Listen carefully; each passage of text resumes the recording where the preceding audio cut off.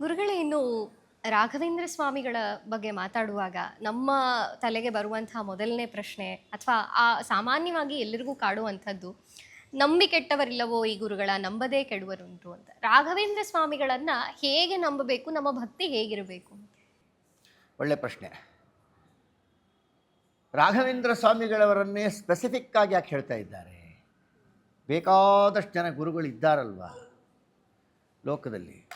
ಪ್ರಾಣದೇವರಿಲ್ವ, ಪರಮಾತ್ಮ ಇಲ್ವಾ? ಆದರೆ ಸ್ವಾರಸ್ಯ ಏನು ಗೊತ್ತಾ? ಒಬ್ಬ ರಾಘವೇಂದ್ರ ಸ್ವಾಮಿಗಳವರನ್ನು ನಾವು ನಂಬಿದಲ್ಲಿ ನವಕೋಟಿ ದೇವತೆಗಳನ್ನು ಹೇಳಿದ್ದಾರೆ ಲೋಕದಲ್ಲಿ.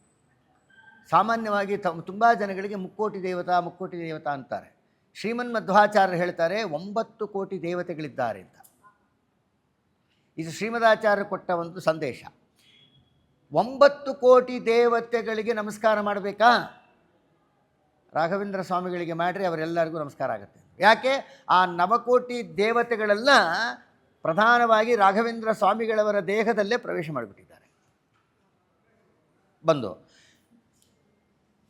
ಶ್ರೀಮದಾಚಾರ್ಯರೇ ಹೇಳ್ತಾರೆ, ವಾಯುನಾಚ ಸಮಾವಿಷ್ಟ ಮಹಾಬಲ ಸಮನ್ವಿತ.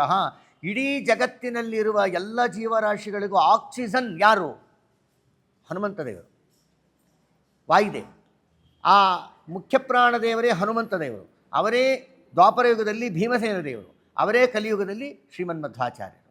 ಶ್ರೀಮನ್ಮಧ್ವಾಚಾರ್ಯರು ಸದಾ ರಾಘವೇಂದ್ರ ಸ್ವಾಮಿಗಳವರ ಹೃದಯದಲ್ಲಿದ್ದಾರೆ.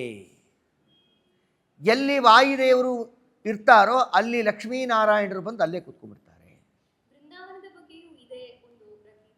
ಉಂಟು ಇದನ್ನು ಮುಗಿಸ್ಬಿಡ್ತೀನಿ.